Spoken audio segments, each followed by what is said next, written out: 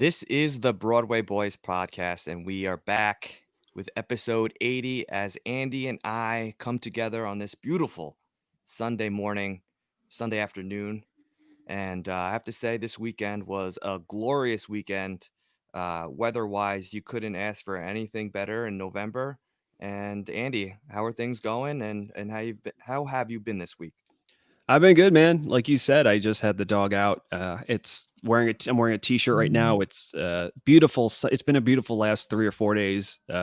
Sunny, warm, which is nice, which lets me know that this might be the last pocket we get and things might get cold soon. But oh man, it's been awesome. But I won't lie, with between all the reports about when the season's going to start, even though it's only a month, every time I hear that hockey might not start till February, although there's been really conflicting reports. But it's really got me. I really am missing hockey. Like I want to.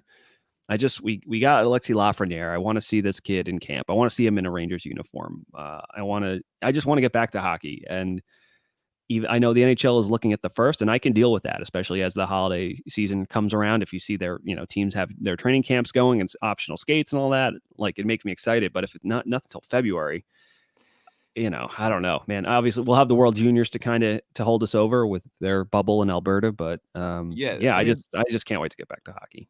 yeah, that'll be certainly nice. I feel for the teams that really haven't seen hockey in it feels like almost a year now.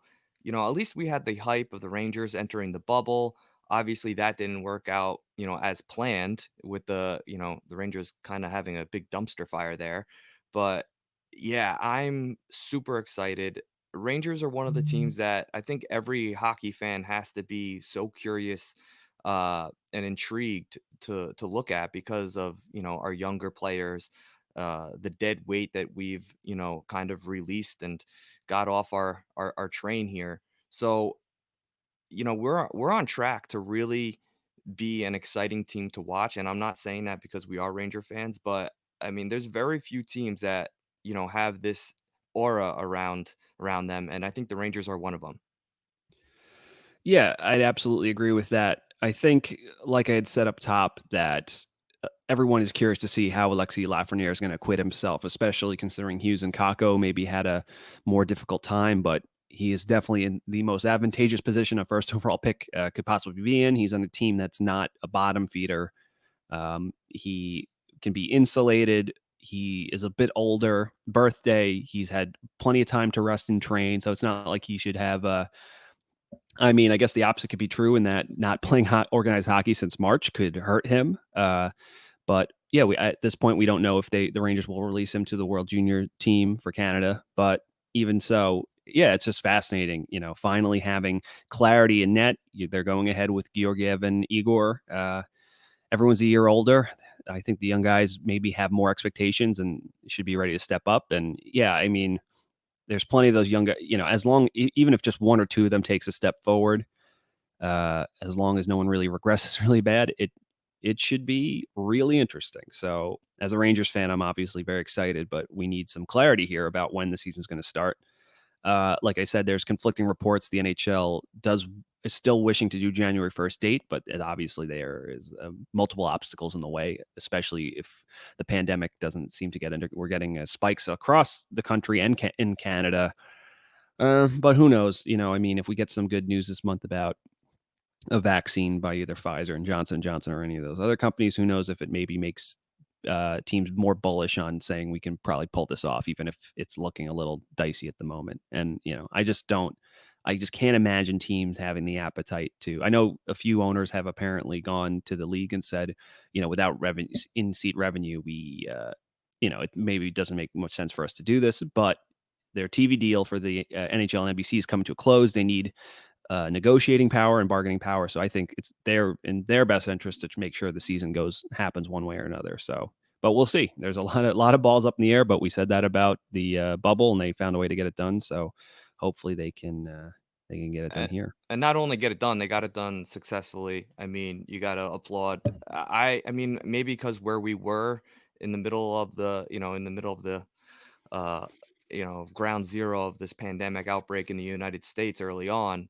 I was doubtful with the NHL, but they pulled it off and they did it successfully, and it seemed to be, without many complaints. So hopefully they could, dig into that, magic hat and pull out something, something here for us. So I did want to ask you, when do we know when the Rangers will make a decision about Big Al?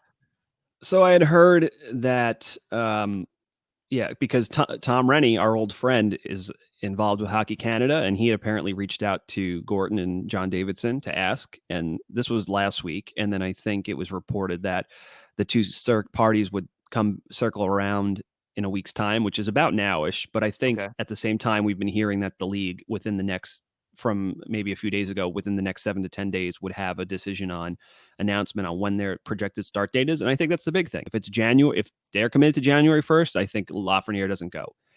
If it becomes more like February, I think they reassess and they say, we got to get this kid some playing time Yeah. because now it's early November. You're saying he's not going to step on even just practice ice for another 2.5 months. They're like, and he's hasn't played since March and he's just been skating. Like, yeah, I think like we had already heard Kirby Doc has been released by the Chicago Blackhawks. And obviously, if the season starts or training camp starts on time, they'll just pull him whenever they want. They can recall him. But Yeah. yeah, if it's not going to go to February, I honestly don't know why. If I'm the Devils, why I wouldn't let Hughes go. I understand him and Kakko have already got a season, and Doc already have seasons under their belts, but they're young guys. They're still only sub 19-year-old players. Like, and if you look at the competition, the quality competition and going into this World Juniors, you're going to have some guys that are a bit who maybe in the past would have foregone, but because they haven't played hockey, they're going to go, for other teams. So I think all it takes is, you have Doc already going, so, and all it takes is like maybe imagine the Devils do let Hughes go, then all of a sudden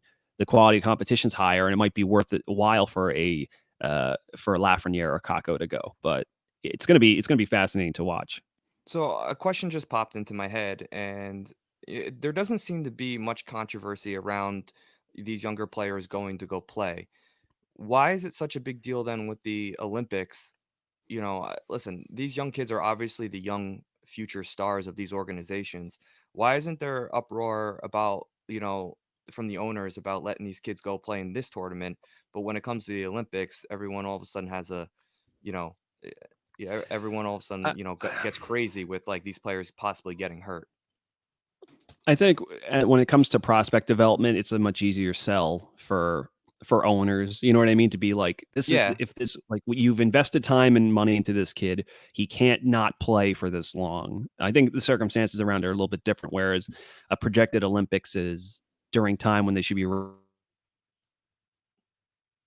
resting up for the next season. In terms of at the end of the day, whether I think it's kind of two sides of the same coin. In that owners, they don't like their players going to the Olympics because if they get hurt, it wasn't in line of them, them getting any value out of that player for ticket right. revenue or playing games won or whatever. But at the same time, it's like to say that this kid playing actively hurts our bottom line if he can't develop into the player we want him to develop into. So I think it's a little different, but it's also, but at the same time it is kind of similar because it would be. Can you imagine if they do let Lafreniere go? He got hurt last year. Luckily he was able to come back, but he gets hurt and then all of a sudden he misses the start of, he misses a month or two because he pulls something. It's definitely a possibility. So yeah, I don't know. Yeah, and Yeah, especially I guess you now have to weigh with that.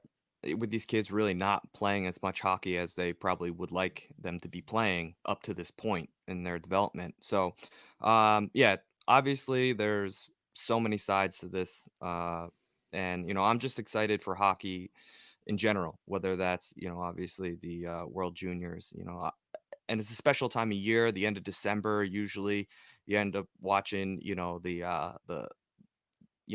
I guess what do they call it? The qualifying rounds, and then into the, Yeah. gold medal and silver medal and stuff like that. I mean, there is nothing better than watching that, but that was alongside an NHL season. So if it kind of bleeds into one and we get like kind of, we get the World Juniors, then we get an NHL camp, and then we get the start of an NHL season, I can make it.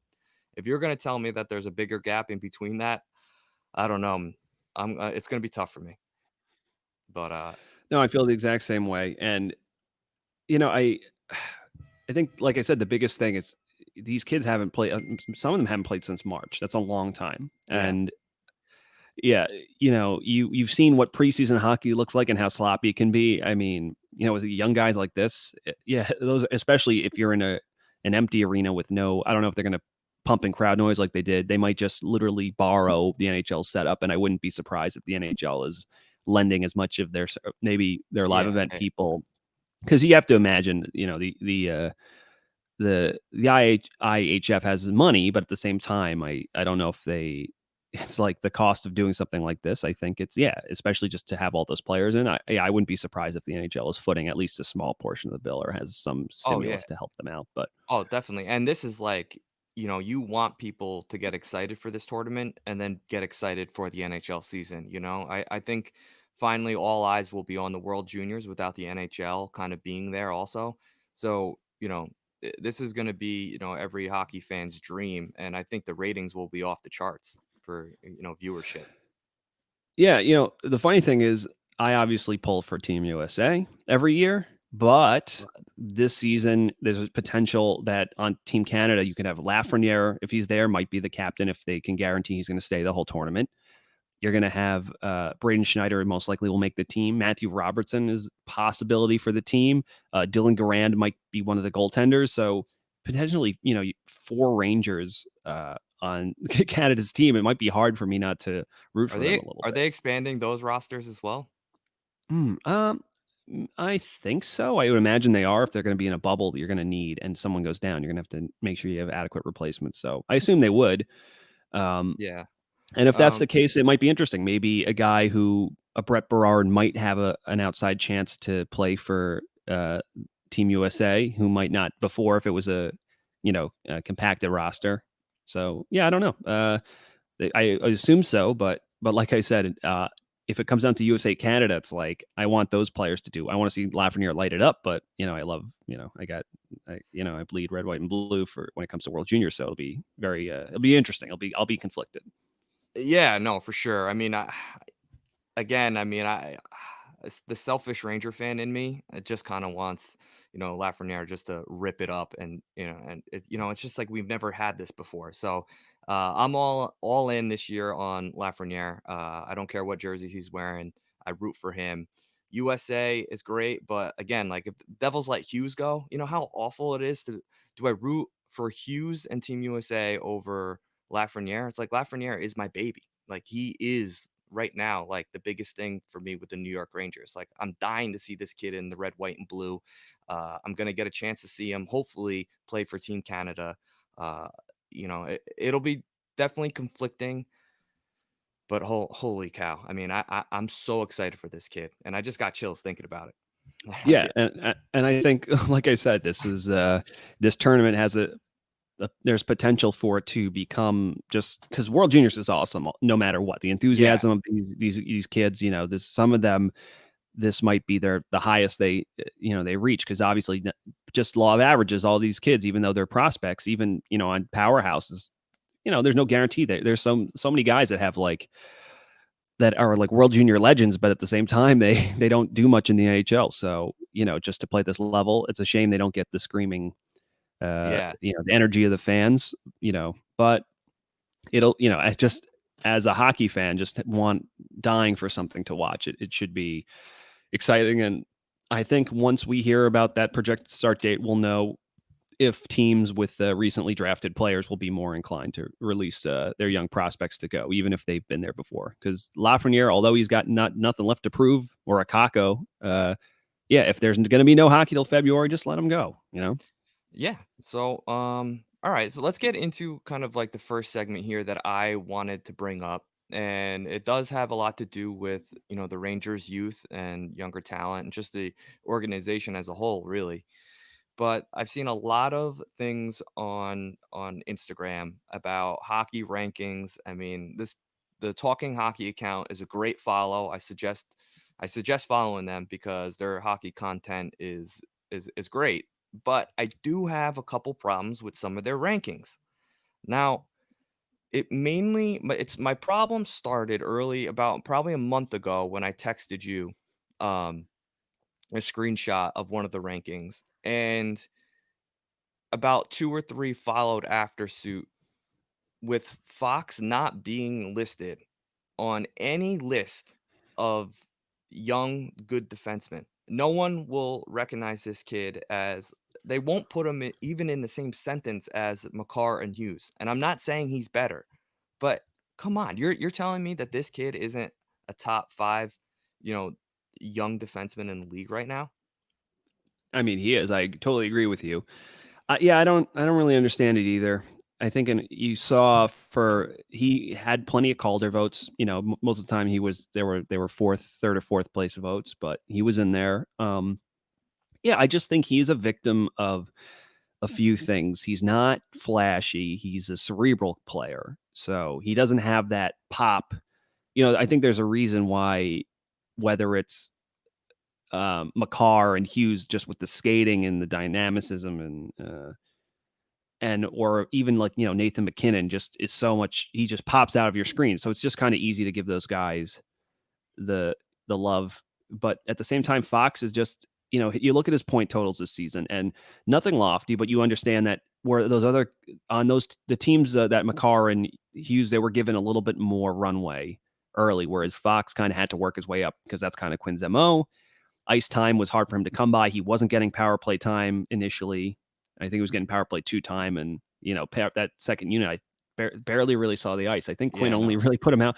And I understand when you have a first unit that has Zibanejad, Tony, Trouba, Panarin, Kreider in the bumper Right, spot. yeah, Like, I get yeah, it. You just you run them, and you only put them out there if you're mad that they're not. You put power play 2 out to show power play 1. You have to start making direct plays and putting the puck on net. So I get right. it. But yeah, I just think because he grew into that slot, and by the end of the season, him and Lindgren were kind of the de facto first pairing because they thought they were going to have to insulate him. But I think people didn't really understand that Trouba was going to have a little bit more trouble this year.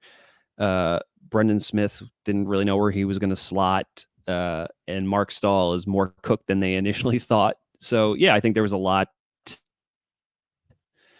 Yeah, there was a lot unknown. So it took time for him to get there. So I think he's definitely a victim of circumstance with that. But yeah, it's any list of the top players in the league under 20. Because Yeah, how old is Fox now? Right, Adam Fox is probably he is. let's see, Hold on Adam one Fox. second. He is 20. Oh, he's 22. But yeah, hell, even any list of. Well, I the think that's ranking another was thing too. If you think 23 and about it, under. It was 23 and under, and he, like, I mean, he wasn't even, like, on the list. he should be in the top 15. I can if you don't have him in the top 10. I don't know if I agree with that, but yeah, sure, I get it. But I mean, just in terms of defensemen, like who, Hughes. I mean, how old is Charlie McAvoy right now? Like, Well, Charlie McAvoy McAvoy, also had an unbelievable season. I don't think he got the love he deserves. People don't really no, understand. he was on a list that, like, they did the top 15 defensemen or top 20 defensemen, and he was, Yeah, like, at the very end of the list. I mean, a very bizarre yeah. list. I actually think I Um, can. You send it to me. I think I can pull it up. Hold on. Do. Yeah, keep talking. I'm gonna pull it up. yeah, no, and listen, I'm not sitting here saying Fox needs to be number 1, but he needs to be in the conversation, just his name needs to show up on these lists. Here's fan list, top 20 defensemen. This was just Uh, a screenshot of the second page. I don't know if I have the first page because I remember you sent it to me. But yeah, you assume that first page, Fox is nowhere on it, and we're up to 20, right? Like, yeah, so I can read off here the top 10, which is you got Hedman, Yossi, oh, Makar, oh, so this is, and Carlson. that's also like older players in the league too.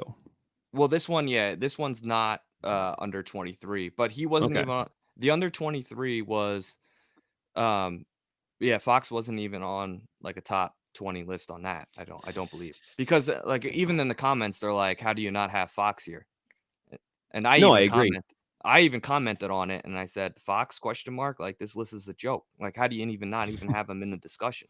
So, it's just I hate seeing lists where our guy's getting shafted, and it's a guy that's I don't even think there should be a question mark around this kid. I mean, Fox is gonna be a special player for the New York Rangers, and he's gonna be one of those, guys that is gonna be an all-around defenseman, You're never gonna, be blown away maybe by his numbers, but, you're gonna want him, on your blue line in a first pairing situation. Like, Yeah, and, I think the thing with Fox is that he is such a because he is you think because of the brain and the hands that he should be an offensive defenseman, but he's really more of a two-way defenseman. He's a guy yes, that he's maybe not, like, up-tempo, lots of shots on net, and he's not, like, shut down defender, but in terms of a two-way defenseman, he's probably one of the premier in the league, and if you probably look at his underlying numbers, they're probably up. You know what? Actually, so Jay Fresh, on Twitter.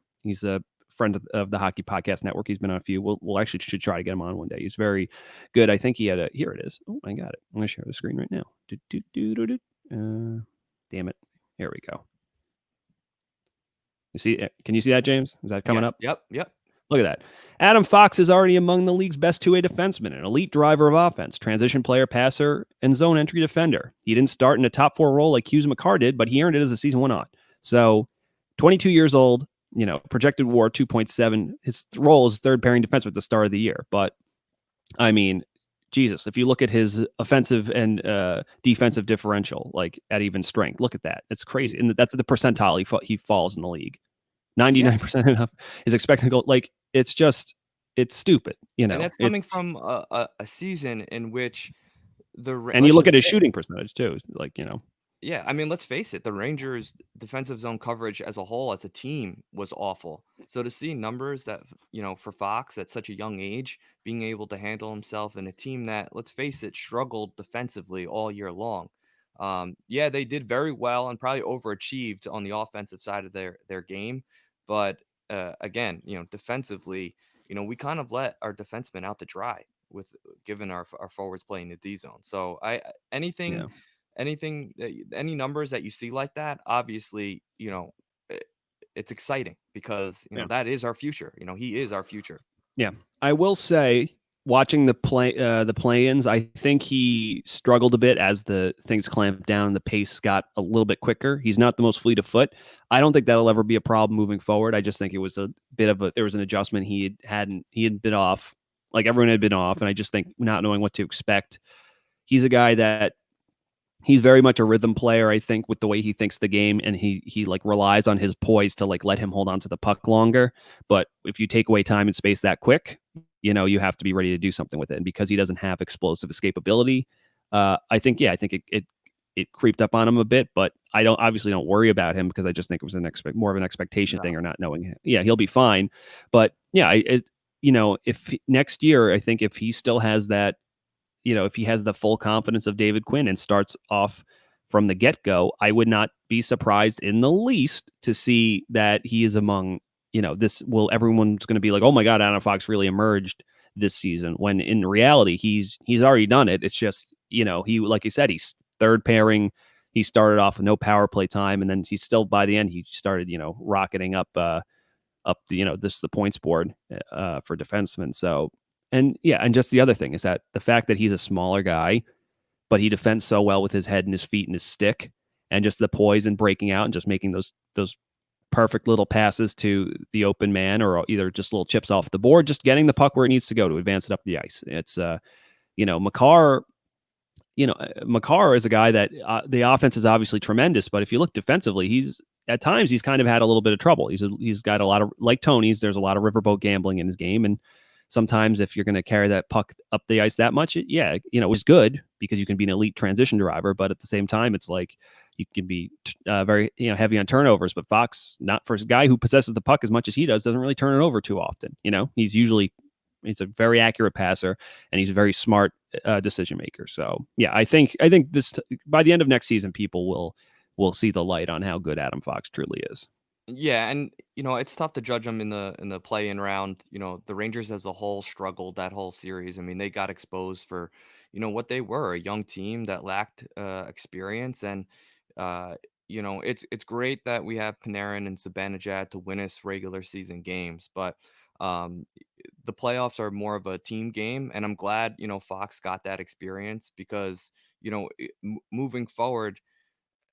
I think his development and maturity level grows a little bit quicker than some of the younger defensemen you see entering this league, which is why I think it's really important for him to get that exposure. And I didn't really I wasn't really concerned with his play. It was what it was at the time. The entire team stunk, and I'm just glad he got that experience because I do think his maturity level at this age, the defenseman's kind of like a quarterback in the NFL. You just want to see them make smart plays, whether or not they're going to be game breaking play, a game breaking play.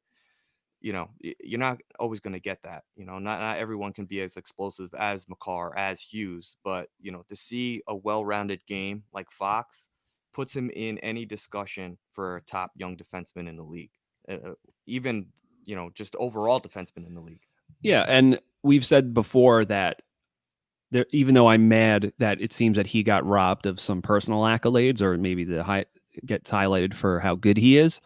If that's a long run thing that kind of keeps his cap hit a little bit lower, I mean, I feel bad for the player, but for as a team, that's good. Yeah, If he has maybe if he has more Calder votes, that's more bargaining power, and you can say this is what he's worked with, and you can sign him. I hope they have the brains to try to get in on him early for a good number, because I think if you can do that, I think the more time that he's allowed to progress before they try to negotiate something with him and get him locked up, that number will just keep going up. So yeah, yeah, but sooner the better with him. This team is, and we're about to get into it, yeah. has been very bridge happy the last few years. So Dude, New York loves their bridges, man. yeah, oh man, yeah. So good as transition as ever to get into the contracts the Rangers just threw out in the past 2 weeks. Yeah. So if you haven't really been following the Rangers during the offseason, a lot of question marks about their roster. Who's coming back? How long are they coming back for? What are we going to sign them for? I mean, a million different aspects, a million different reasons to keep these players, to let them go. The Rangers kind of decided, you know what? We're going to roll the dice on a couple year contracts with some of these players and kind of see what we get. Personally, for me, I love it because we're not married to any of these players. They can still be trade pieces. I think their contracts are fair, and I think there's a lot of positives to come out of these 2-year contracts. So, Andy, what was your initial thoughts as you kind of saw the week progress and the Rangers making all these signings? Yeah, so I mean, I think the prevailing wisdom was that the Rangers were most likely going to punt the ball down the field. They were going to try the team coming back would most likely very closely resemble the team that entered the offseason after being eliminated in the bubble. That a lot of that was just we knew Lundqvist was most likely departing one way or another. We knew Mark. I don't think we really knew what Marc Staal would be moving.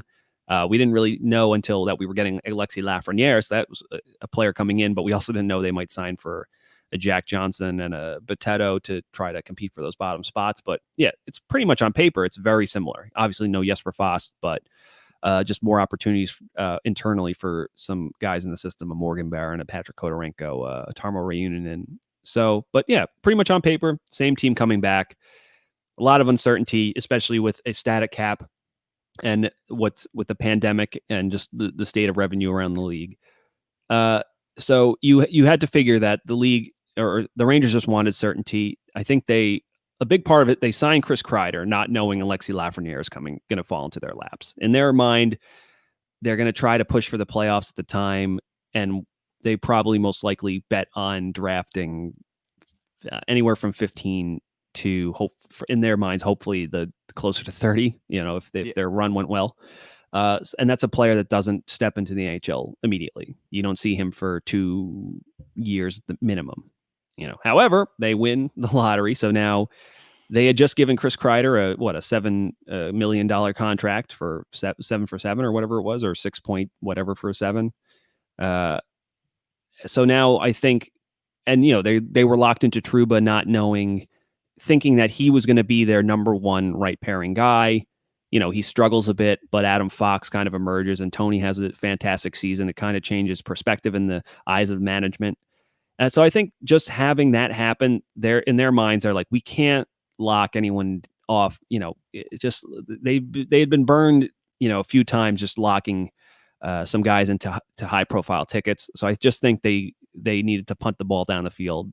And that's probably how they played. Explained to the players, they're like, look, we have a lot of buyout. We have Kevin Shattenkirk's buyout in our books. We still have Ryan Spooner's buyout in our books. Lundqvist obviously gets bought out, so that now he's got some cap hit on the books. But a lot of that goes away. They just have to make it through the season, and a lot of that goes away. We don't have the money to give you now, but if you want to bet on yourself again, we like having you, but this is all we can do. And I think for the most part, yeah, all sides avoid arbitration. I don't think anyone really wanted it to get to that point because, this year, if you could walk away, if it was over, I forget what the figure was, if it was over like 4 million or something like that, or 3 point whatever. But yeah, so I mean, players didn't want to be trying to shop themselves because a lot of teams just don't have the money to give out. Everyone's kind of being a little bit tighter with the purse strings this year. So between DeAngelo, Lemieux, and Strome all avoiding arbitration, I think all parties involved are happy. I mean, we can get into the individual contracts. I actually have Cap Friendly pulled up here. I guess we'll go in order. DeAngelo signed first, right? Well, I also, before we get into the Sure. individual contracts, I do want to note, I mean, you brought it up. Our buyout situation for this year is maybe the worst in the league. I would find it very difficult that another team is in our situation in terms of the buyout. We have I can also pull that up. We can look at it. almost $13 million in buyout, with 5.5 for Hank, just over 6 million for Kevin Shattenkirk, 300,000 for Ryan Spooner, and 1.1 million for Dan Girardi. And they leave Richards is technically on the books at As a $0. Yeah, compliant buyout, yeah. but it still serves as a warning of that this is a team that yeah, I mean, a part of me thought we might have saw Marc Staal in there, but luckily they were, because he only had a year left, they were able to get, with a little bit of sweetener on Detroit's end, they were able to get rid of him. So Yeah. So again, this year is kind of a wash in terms of what we're really able to bring in and afford. And you hit the nail right on the head. I mean, I feel like there's a lot of question marks going into this season in terms of team revenue and just so many question marks makes it really tough to really commit to these players. So I like, and I love your analogy of the Rangers pretty much just punted downfield and waited, because I think that's so accurate. yeah, and I think that's the biggest thing is that no one really knows what's going to happen with uh, COVID and how that will affect the players, buyouts, or excuse me, not buyouts, but just salaries. Like what percentage are they going to get? Are they going to get the full? Do they have to play this many games? The contingent? I didn't really look into to see what the agreement the NHLPA signed with the league. It's just tight. Things are tight everywhere right now, and it's not unfortunately it's a bad time to be a UFA. Although I guess unless you're Taylor Hall and Buffalo is desperate, but that's Yeah. one team. That's maybe one. We still haven't seen Hoffman sign. He's still floating out there, and you imagine a lot of teams want them. There's probably a place, and it's been said he has places he wants to go, but the money hasn't been freed. A lot of teams had to free up money to make moves. Especially you look at Vegas and trying to acquire Pietrangelo, they have to let go. Guys like Schmidt who are imperative parts of those teams. So it's Yeah, tough out there. yeah, especially those teams that feel like they're right on the cusp of being a contender. I think Vegas obviously is one of those teams that really, think that they're, one or two players away, but what can they afford? Do they really want to go for it this year in terms of, trying to bring in someone big, especially when you don't know what kind of season you're really going to have. So, um, the way the Rangers have handled this offseason, it's not, I don't think it's what every Ranger fan expected, but I think looking back at it right now, you can be very happy with the way the Rangers have handled this whole thing. Yeah, I mean, we're gonna get into the contracts. I don't think any of them are egregious or like eyebrow raising. You might say, he could have, they could have shaved 200K off that, but nothing. Like I said, nothing egregious. They we were just looking at those buyouts. Once that's off the books, I think in their mind, there's not going to be much moving this year. And I think they also want to know what they have in their players. Like, is Strome is still here. because they don't know. They thought they had Heedle all but penciled in to be ready for 2C last season, and that just didn't happen. He wasn't ready. And who knows if he'll be ready this year. Maybe he's not a center long term. Maybe he is better as a winger. He's skilled, but at the same time, he's kind of a individualistic play. He's not, maybe his skill set is more of that of a guy who gets in on pucks and makes things happen. But is he cerebral enough and good enough facilitator and good enough defensively to be a center long term? I mean, these are still, will he be a good enough face-off guy between the dots? Like, these are questions they don't know. Like, will Brett Howden be able to hold down a bottom six center spot? Like, I think they still don't have any clarity. They don't know where the chemistry is with Lafreniere. How does Kakko look after a rough season? Although he looked good in the bubble, can he pick up where he left off? Is he what they thought? I think there's so many questions. Who can fill in for Jesper Fast defensively to help stabilize their lineup? Yeah, I think these are all questions the Rangers have, and in order for them to, they weren't going to do anything too hasty. They were just going to, like we said, punt the ball down the field. Every contract they gave these guys was pretty much in line with what we all thought. No, nothing crazy. They avoid arbitration with all three players. We pretty much have the same team on paper, give or take. Lafreniere, Jack Johnson, Jesper Fast, and maybe if who knows if a Rooney makes it to the bottom six, if a Morgan Barron makes it to comes in as a bottom line player, or even a surprise like a Reunion or a Patrick Kodorenko. But for the most part, everyone, and that's just with COVID too. I think with the pandemic, is that all these teams, I think a lot of them just like we want to play to develop our players, but I think there's there's some teams that are apparently don't want to play this season, or they're just, I think if Eugene Melnick had his way, the Senators would just peace for a season, so they don't have to have any revenue operating cost and just come back next year. But it is what it is. So a lot of teams are just kind of trying to tread water. I think the Blackhawks announced they take the page out of the Rangers book. They're officially rebuilding, or on paper at least. They make it, even though they kind of been doing it, they make it more pseudo official because, it's not the best season to try to pull a rabbit out of your hat. You know what I mean? The deck is stacked against you, as it were.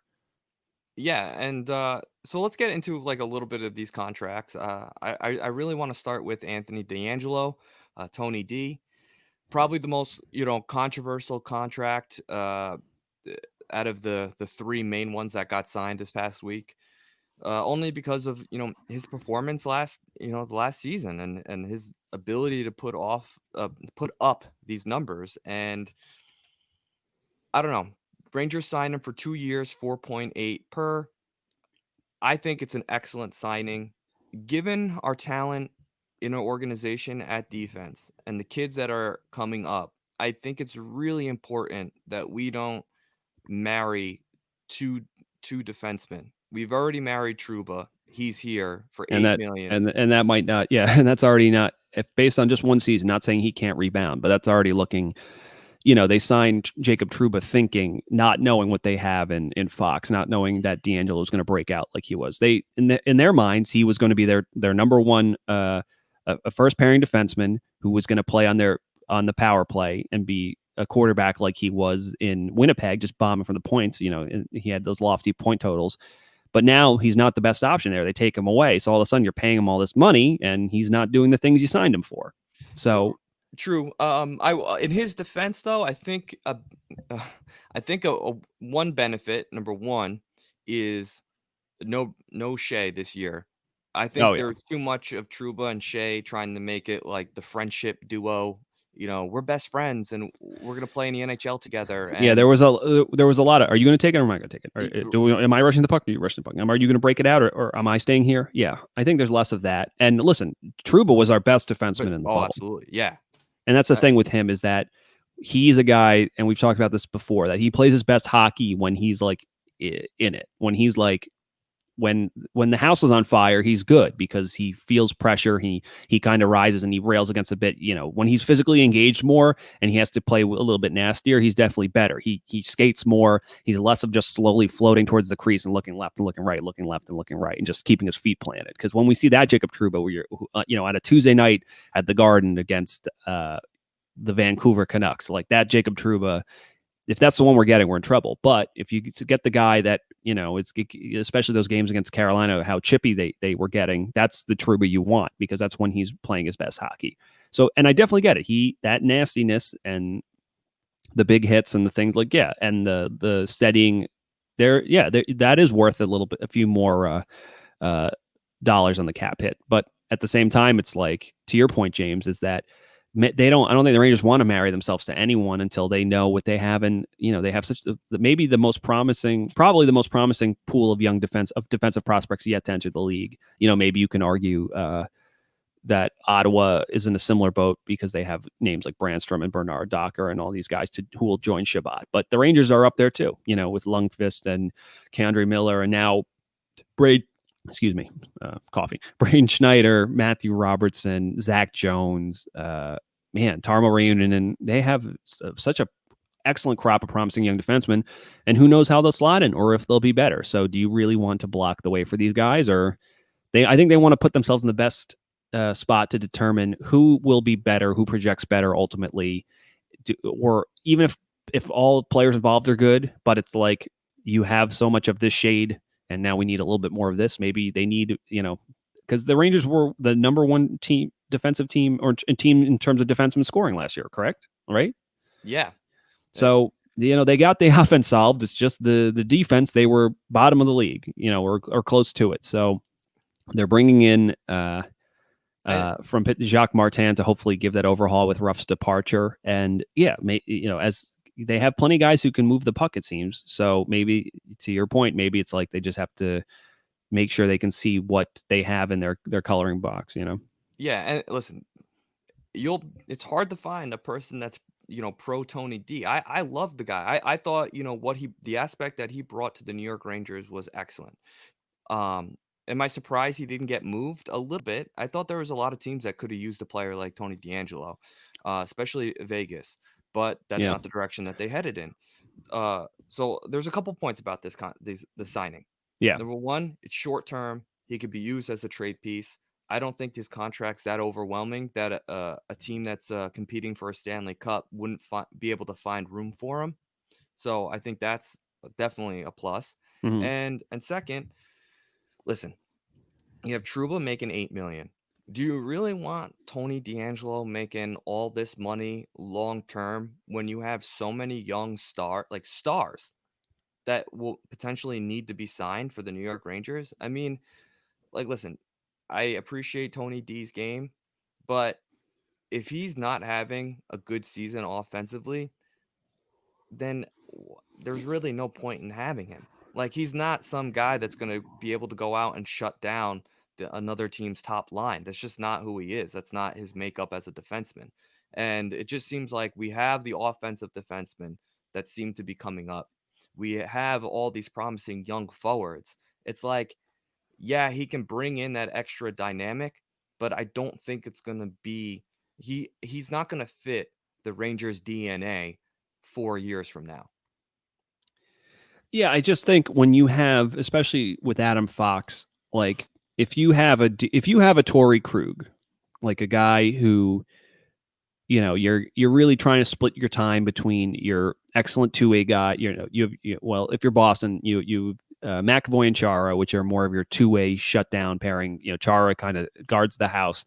McAvoy does the transition work over, the full 200 feet.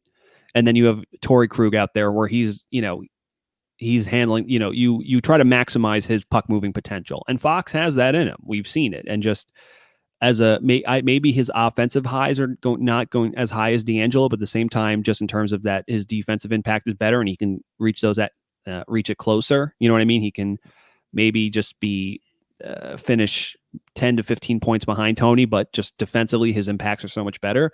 Yep. That's a guy you're going to want to force feed ice time to. And if you look at all these guys coming up, K'Andre Miller and Braden Schneider will probably ride shotgun with one of those guys as a nasty, player, or even Jacob Trouba, trying to justify that contract it's just to find ice time for all these guys is going to be tough. And you can have too much of a good thing. And the Rangers actually, the amount of right-handed defensemen they have right now, especially in their system, it's strange to be in this position. But like you said, there's so many teams that need that. And if you can deal from a position of strength And you would have to argue Trouba's contract, unfortunately, makes him not unmovable, obviously, because I think there's teams that would want him, but I think he got the protection. He wanted to come to he wanted to come to the Northeast or Detroit or just to anywhere, a major market in the States. So his, I believe it was his now wife is going to medical school and she wanted to be in a good program. So yeah, I just think makes the most sense. He's a known quantity. He's got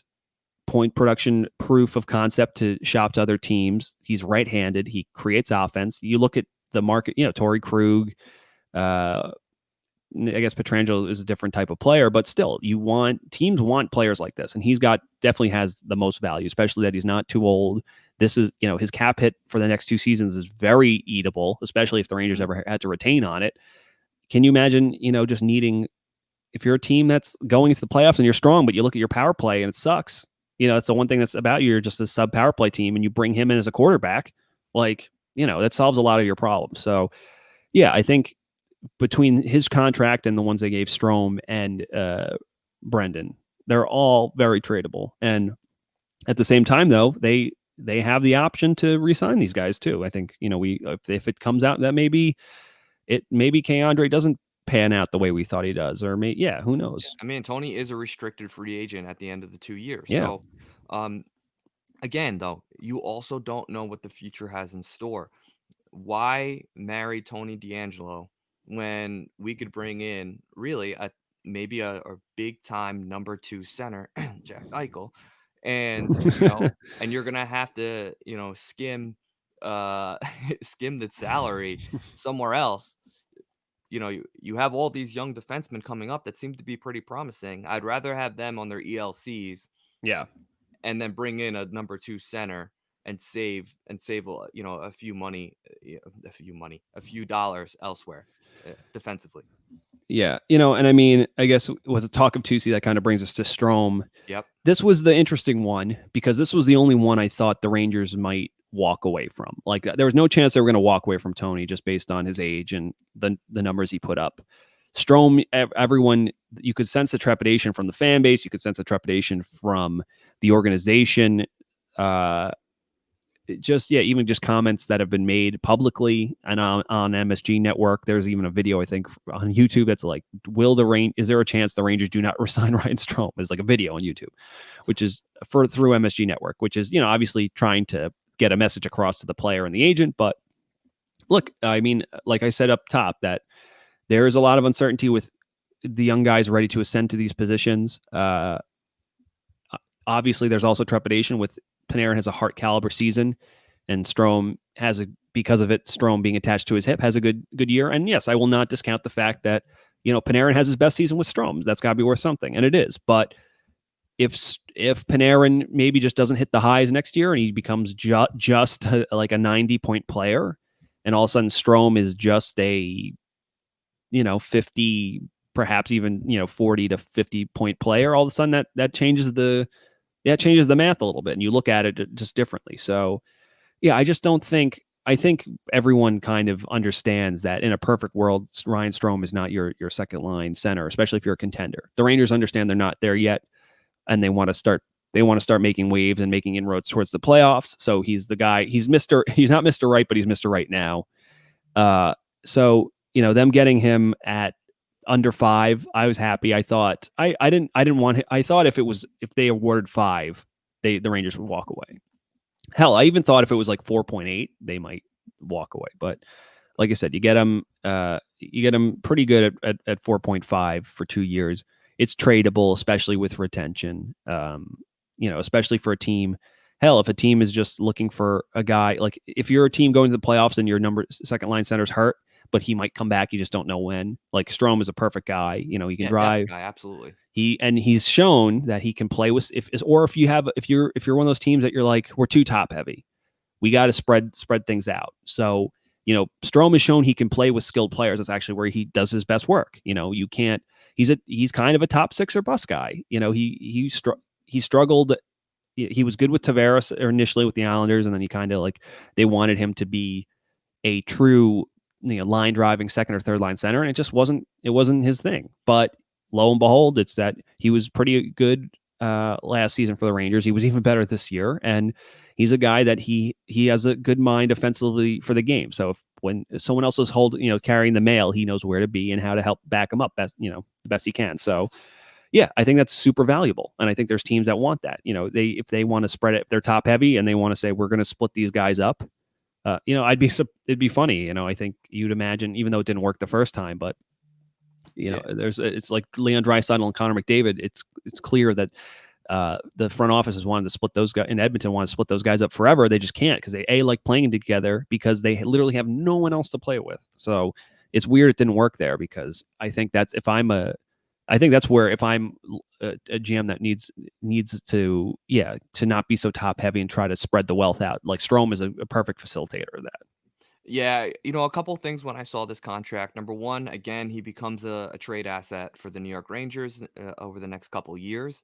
And, number two, it kind of fills the void until we kind of can get a grasp on what we will need in the future. Yeah, So, I think it's a perfect signing. I think it makes sense for both players.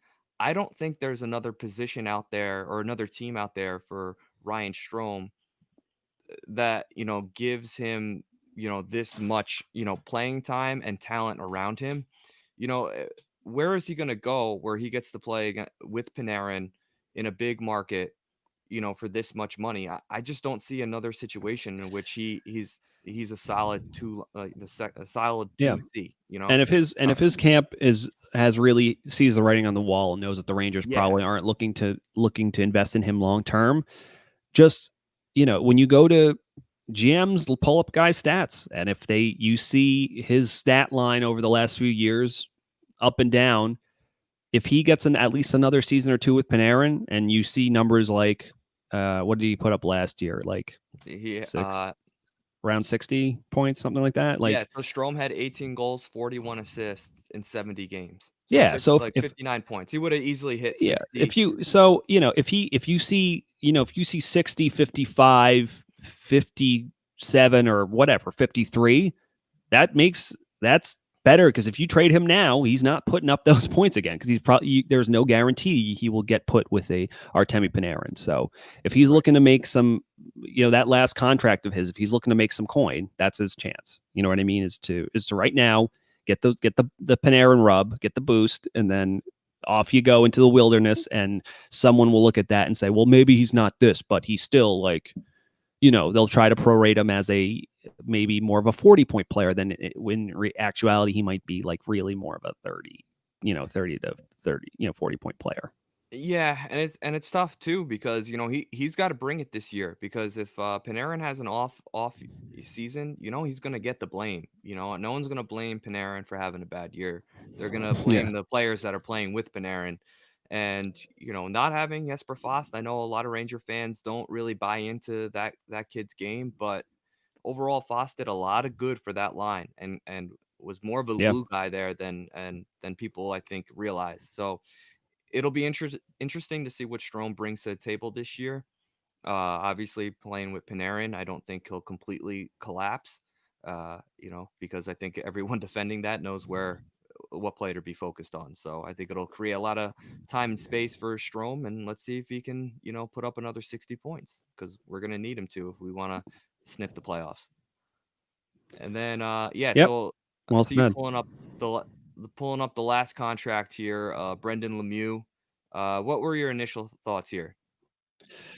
So, uh, Lemieux, when I think of Lemieux, it's weird. Because his skill set is so unique in that he's kind of a hard player to gauge because you understand that you sign him not for the output so much as the intangibles, but you just need him to make sure he's competent or he contributes in some way. It doesn't necessarily have to be on the luckily Brendan Lemieux is actually a good driver of bottom six offense. Like that's what the numbers say.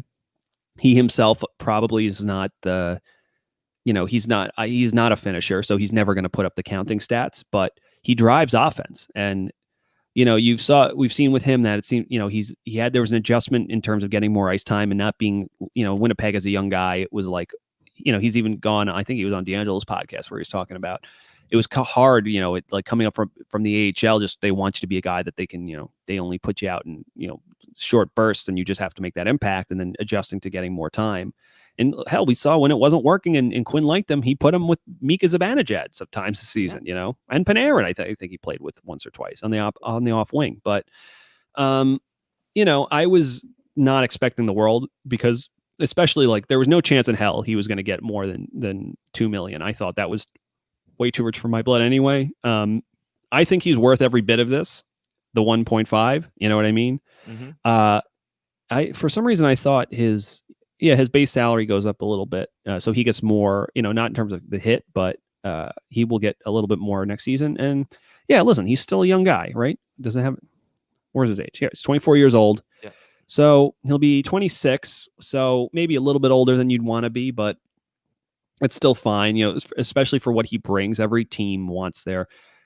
How many teams in this league are looking for the next Tom Wilson? The Rangers just, based on the draft they just had between Will Cooley and Matthew Rempe, like everyone wants just like a big guy that can be a real pain in the ass to play against, but can also put the puck in it. It's like everyone's unicorn. So, but yeah, I mean, you look at the amount of penalties that Lemieux, he takes a good amount, but he draws even more. He drives bottom six offense very well. He's going to be he's a staple for your bottom six, and he kills Yeah. penalties. So honestly, it's a good number. Is it? I mean, in a perfect world, maybe it's instead of instead, and I think in a perfect world, instead of 1.6, 5, he's probably making closer to 1.3. But like I said, up top, I'm not gonna complain about an extra 200K. The Rangers were able to get everyone kind of in line with where they thought they were going to get him. There's nothing egregious. There's no head scratchers. Everyone's coming back, and that's the thing. I think he's a guy that is as a sweetener because those intangibles have value, and you can use him as a sweetener. They have a young guy. Like all the prospects in their system are not going to be Rangers one day. They have just too many of them. But if you take one of them and you take a Brendan Lemieux and you put them together, either Lemieux fills that pest role for you, and that's great. The Rangers wouldn't shut up about how big of a loss he was to not have him playing until the last game of the plans, and I think Exactly. there's an element of truth to that. Yeah. But just as a tone setter and just feeling comfortable and like you're in the driver's seat, and then at the same time, like I just said, he has value, and I think he's a guy because of the intangibles kind of supersede the contract, what he can bring and what he can do. I think he's got a lot more value than you would think. So you package him together for maybe the Rangers are in a position 2 years down the road where it's like they feel like they're ready to contend. They need to trade for a second line center or whatever. They just want that one more piece on the back end.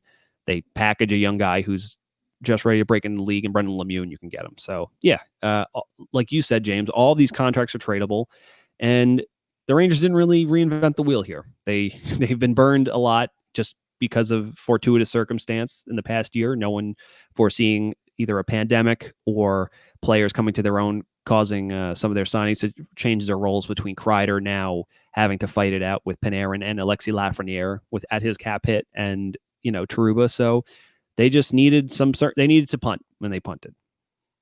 Yeah, and looking at this contract, you know, uh, yeah, in an ideal world, would I like to see this at like 1.25? Because I mean, listen, the numbers are not there, but the intangibles are. And Yeah. I'm very curious to see his role this year with the New York Rangers. If he's gonna really take advantage of being that pest, um, and you kind of saw the Rangers without him, and you saw the Rangers without in the bubble, without him, without Fost, and you see that these contracts matter. These smaller, smaller contracts for the 1.5 million, the 1.7 millions for these non-sexy players. They matter with the team success. They drive those bottom lines. They chew up minutes, and they sometimes can be a spark plug for the top two lines. So I think this is an intriguing contract. It's easily movable. We only have him for 2 years. I'm very high on Lemieux. I think he brings a necessary role to the New York Rangers, and it is what it is at this point. It's I, he's a guy that is just trying to psychoanalyze going into the season. On too much competition on the left wing for him. Yep. Or else he's doomed to play, but which is not bad because he'll definitely will have stints on the fourth line this season, obviously. But if I'm him, I'm looking at that third line right wing slot, and I say to myself, that's where I want to be. It's realistic. I'm not going to play on the first line. I'm not going to play ahead of Kakko. I'm not going to play ahead of Buchnevich unless, for whatever reason, they're not going and Quinn wants to move me up. But I look at that third line, and that means that I'm playing on my off wing, which means not that he's much of a passer or playmaker anyway, but that means he's going to have to be more of a shooter. He's going to have to put the puck on net more. And we actually saw that, when the Rangers first traded for him, he was playing on the right wing and he was shooting the puck more. Whereas, he was playing stints on left wing this past season, and he was in the midst more, but he was like getting it on pucks. But I think he'll be more in a position to shoot the puck, or at least he's going to have to crash the net more. So, and that could lead to good things for him. I think he can actually have a career year if that's the case. You know what I mean? It's just there's too Absolutely. much competition on that left side. I don't know if Kreider wants to move over. They're not going to move Lafreniere. No. They'll if they I don't think they try him at center to do this early, but they're not. He was so successful there. You're not going to just say, oh, let's put him on the right side. No, that's not happening. So maybe Kreider switches over, but if I'm Lemieux, I have to shoot the puck more. I'm on my off wing, and it's a little bit different to figure out, but just it's more going to be more of the same. But that's where if I'm him and I want to, his father is his agent, and there's a lot of pride there, I'm sure. Yes. So I think they want, I think this is him betting on himself, and I think there's good faith that the organization will try to put him in the best position to succeed, or if he ultimately wants a change of scenery where he thinks he can maybe make some more scratch or take on a bigger role, and then he does it. So, but Listen, there's just always to put a Arizona. little So if bow it on it. doesn't work out here, there's always Arizona. Oh yeah, and hell, he'd probably love it there. Yeah, why not? He's a big golfer. I think why not?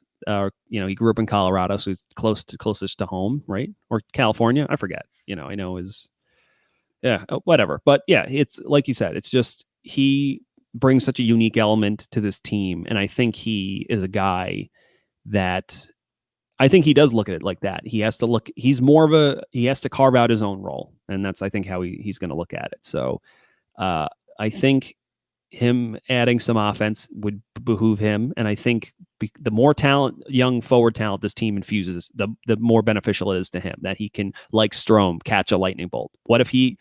Can you imagine? What if just for one? He plays a few games with Lafreniere on the third line. Lafreniere, Heedle, him. Yeah. Maybe it's possible, and he could really benefit. Then he'd have to change things up a bit. He'd have to get the puck to those guys or do the muckraker work, but this could be a line that could be hard to contain on a cycle. So it'll Yeah. be fascinating to see, but I think he's betting on himself. So we'll see what happens. Yeah, no, that would definitely be exciting. I mean, if he becomes that guy that just busts his butt to get open for Lafreniere, and you see a little bit of a uh, you know uh, some nice passing going on between the two, who knows? Maybe they do have success and could drive, a third line that's a threat, scoring threat. So, I know we're coming up towards the end, and I don't want to bring down the whole podcast, but it seems that Alex Trebek has passed away, Andy. Oh no, really? Yeah, so Oh man. that's a tough blow today. Yeah, it Obviously sucks. he was a great guy. It Obviously, was great to see him make the selection for the Ottawa Senators just a scant month ago, right? So yeah, yeah, that was crazy. Canadian, and honestly, Canadian icon, but yeah, legend in North America, and that really sucks. But I mean, Jeopardy is kind of timeless and kind of immortal, and people are uh, even though even throughout all these years, even with all of his struggles recently, he always kind of looked the same. Just yeah, you get in the back of a New York City taxi cab, he's there talking to you, and you're you're going along with it, just doing the quick questions, and He's definitely a big hockey fan. So yeah, our condolences out to him and his family. It's a big loss. It's like you said. So this one's for you, Alex. If I'm pouring one out for you right now.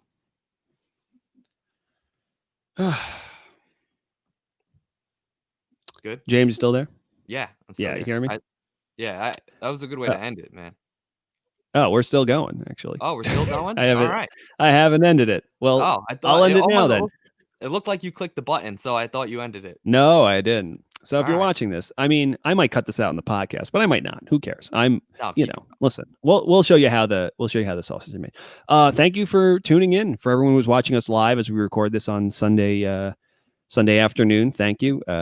This episode drops tomorrow, Monday morning. I have to just tidy it up a little bit. Follow us on Twitter at Broadway Boys Pod. It's we should have some interesting. Stay tuned to our Twitter feed this week. We should have some interesting questions, and next week I have an ingenious idea for a podcast. So there will be more information on that soon. But Okay. please follow us at Broadway Boys Pod. Please follow the Hockey Podcast Network at HockeyPodNet.